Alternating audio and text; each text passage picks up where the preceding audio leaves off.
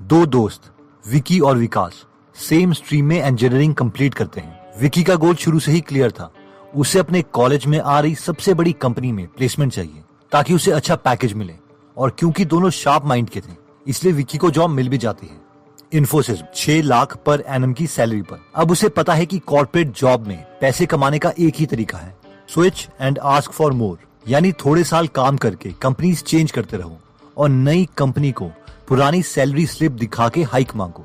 हर बार 10 से 40% की हाइक लो और लाइफ सेट है। एटलीस्ट उसे तो ऐसे ही लगा था। कॉलेज छोड़े हुए 10 से 12 साल हो चुके हैं और विकी बैंगलोर में 30 लाख का पैकेज भी ले रहा है, पर खुश नहीं है। फ्री टाइम नहीं है, टेंशन से बाल सफेद हो गए हैं, हेल्थ को कॉम्प्रोमाइज कर दिया है। विकी को अपने दोस्त विकास की याद आती है और विकी सोचता है यार विकास क्या कर रहा होगा, वो तो कोई कैंपस प्लेसमेंट में बैठा भी नहीं था, उसकी तो मुझसे भी बुरी हालत होगी।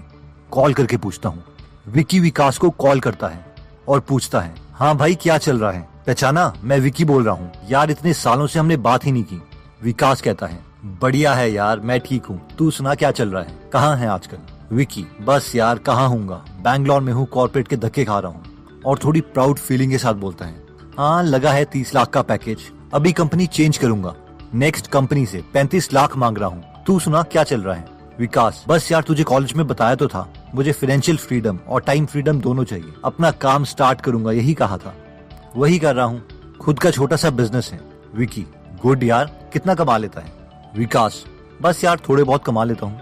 विकी बता साले कितने कमाता है? विकास बस कर लेते हैं 1 से 2 करोड़ का बिजनेस पर मंथ। विकास शॉक्ड वाह यार तूने तो बड़ा एक्सपैंड कर लिया, तू तो सही निकला। विकास हाँ तुझे बोला तो था यार, मैं मालिक बनना चाहता हूँ, नौकर नहीं।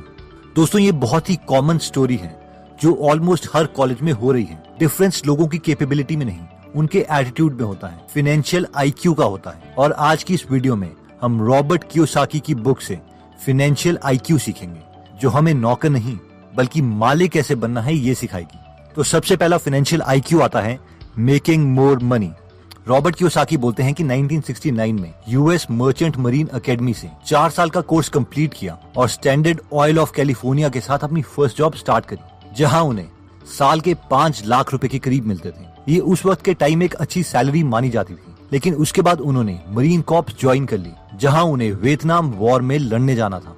उस वक्त उनके सारे दोस्त वॉर में नहीं जाना चाहते थे, लेकिन उन्हें लगा कि उन्हें अपने देश के लिए कुछ करना चाहिए। लेकिन मरीन कॉर्प्स ज्वाइन करने के लिए उन्हें एक पे कट लेना पड़ा और एक मरीन कॉर्प को साल के सिर्फ 25,000 रुपए मिलते थे। 5 साल मरीन कॉर्प ज्वाइन करने के बाद वो दोबारा से सिविलियन बन गए और उनके सामने सबसे बड़ा चैलेंज फाइनेंशियल आईक्यू नंबर 1 बना, यानी मेकिंग मोर मनी, ज्यादा पैसे कमाने का चैलेंज। रॉबर्ट कहते हैं कि मैंने दोबारा से स्टैंडर्ड ऑयल कंपनी ज्वाइन करने के बजाय एक और पे कट लिया और ज़ेरॉक्स कंपनी ज्वाइन कर ली, जहां मुझे सिर्फ 720 रुपए पर मंथ मिलते थे। मेरी फैमिली को लगा कि वॉर के बाद मेरा दिमाग खराब हो गया है, इतनी कम सैलरी में मैं काम कैसे कर सकता हूँ।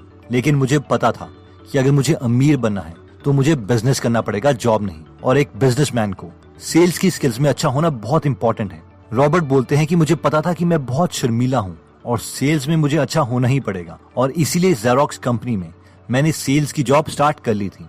जब मैं अपने रीजन का बेस्ट सेल्समैन बन गया तो मैंने वो जॉब छोड़ दी और अपना बिजनेस बनाने में लग गया। सबसे पहले मैंने वॉलेट बनाने का बिजनेस स्टार्ट किया। मैंने अपनी सेल्स स्किल से काफी वॉलेट्स बेचे और काफी पैसे कमाए, लेकिन मेरे कॉम्पिटिटर्स ने मुझे कॉपी कर लिया और मेरे जैसे एग्जैक्ट वॉलेट्स वो सस्ते में बना के बेचने लग गए।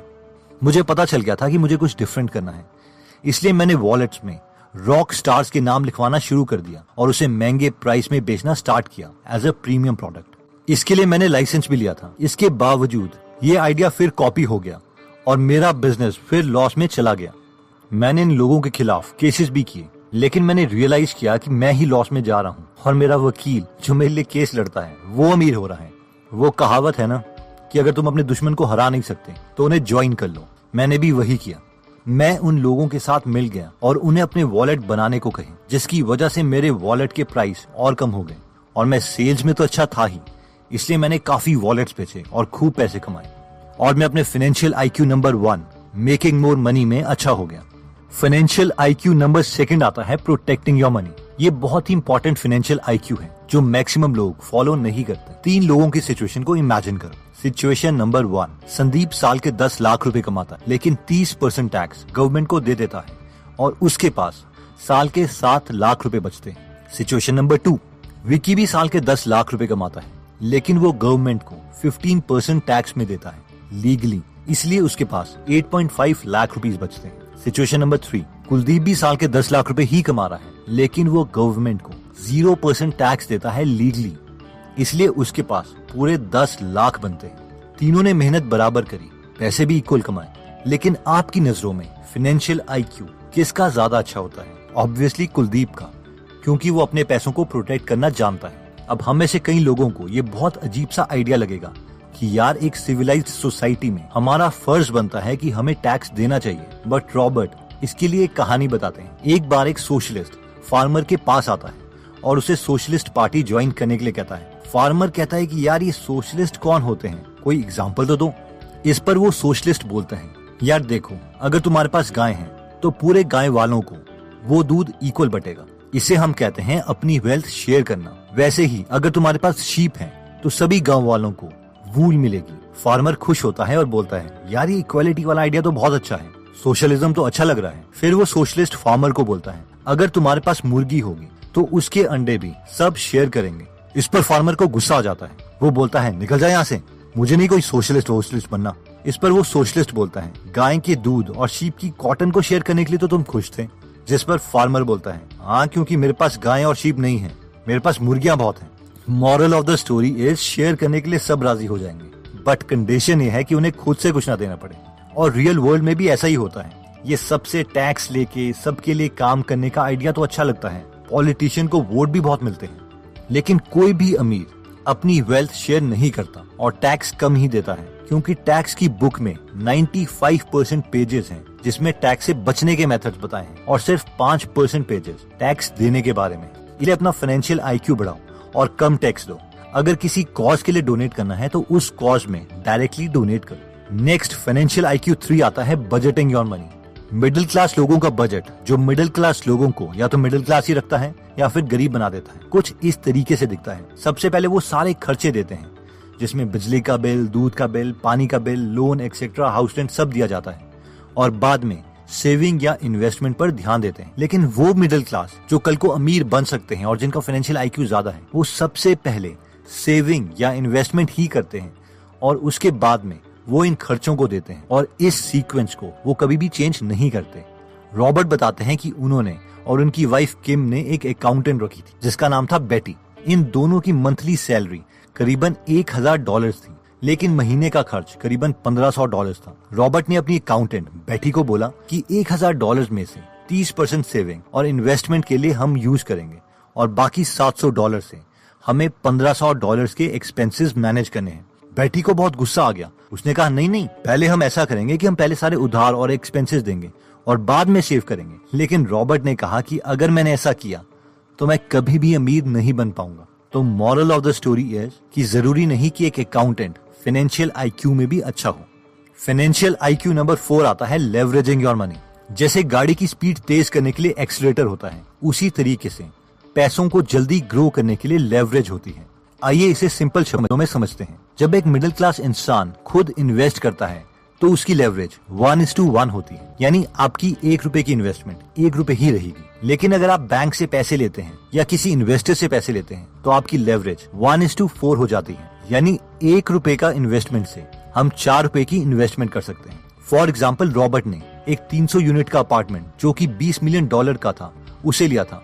उसमें खुद के $4 मिलियन डाले और $16 मिलियन बैंक लोन लिया, यानी उन्होंने 4:16 दैट इज 1:4 की लेवरेज ली। अब जितनी भी उन्हें रेंटल इनकम आती है उसे वो लोन ही देते हैं। इसके बहुत फायदे हैं। 1, अगर वो खुद पूरे $20 मिलियन इन्वेस्ट करते तो शायद उन्हें पैसे इकट्ठा करने में 10 साल तक लग जाते। फायदा नंबर 2, जब 10 सालों में वो एक्चुअल में 20 मिलियन की प्रॉपर्टी खरीदते तब तक उस प्रॉपर्टी की एक्चुअल कीमत 20 मिलियन से ज्यादा हो जाती।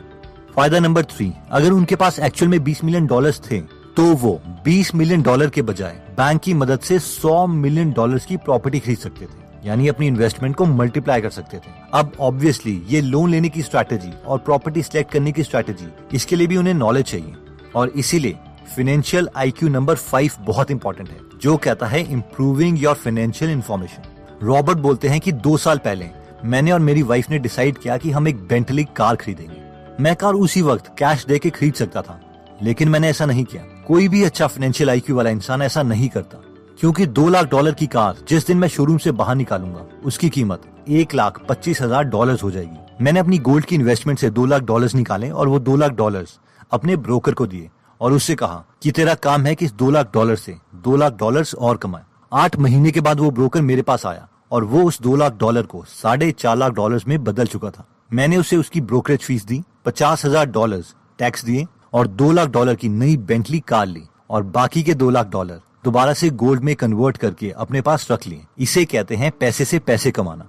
अब ऐसा नहीं है कि हर ब्रोकर आपके पैसे इंक्रीज कर सकता है, क्योंकि 95% ब्रोकर को खुद ही नहीं पता कि वो कर क्या रहे हैं और एक अच्छा ब्रोकर ढूंढना भी काफी डिफिकल्ट टास्क है। एनीवेज पॉइंट ये है कि एक मिडिल क्लास इंसान के पास जैसे ही $2 लाख जमा होते हैं तो वो उसी वक्त $2 लाख की कार ले लेता और उसके पास $0 बचते। लेकिन एक हाई फाइनेंशियल आईक्यू वाला इंसान अपने पैसों को हमेशा प्रोटेक्ट करके रखता है। अब रॉबर्ट ये एक तरह से मुफ्त की बेंटली इसीलिए ले पाए क्योंकि उनके पास एक सबसे बड़ा एसेट था और वो था फाइनेंशियल एजुकेशन, यानी पैसे की समझ। और वो उन्होंने गेन करी है अपने से पहले आए एक्सपीरियंस्ड लोगों से, उनकी बुक्स पढ़ के, उनके लाइफ एक्सपीरियंस से सीख के।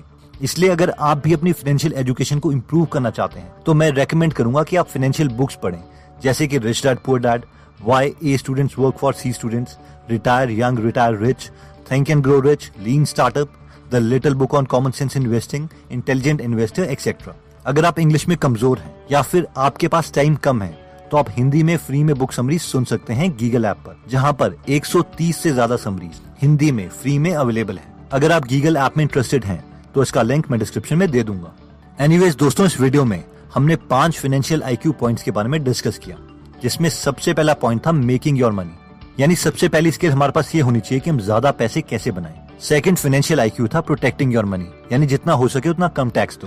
फाइनेंशियल आईक्यू नंबर 3 था बजटिंग योर मनी, यानी सेविंग और इन्वेस्टिंग सबसे पहले, चाहे फिर आपकी सैलरी जितनी मर्जी कम। Financial IQ number 4 leveraging your money. अगर आप इस स्किल को सीख जाते हैं, अदर्स पीपल मनी, तो आप कम टाइम में ज्यादा पैसे कमा सकते हैं। और फाइनली 5th फाइनेंशियल आईक्यू था इंप्रूविंग योर फाइनेंशियल इंफॉर्मेशन, जिसके लिए खुद के तुक्के ना मारो, औरों के एक्सपीरियंसेस से सीखो, बुक्स पढ़ो, समरी सुनो। इसके लिए हमने गीगल ऐप की बात करी थी, जिसका लिंक डिस्क्रिप्शन में अवेलेबल है। एनीवेज, अगर आप ऐसे नॉलेजेबल वीडियोस मिस नहीं करना चाहते तो सब्सक्राइब करने के बाद बेल का बटन दबा दीजिएगा। आप कमेंट करके हमें ये भी बता सकते हैं कि आप नेक्स्ट वीडियो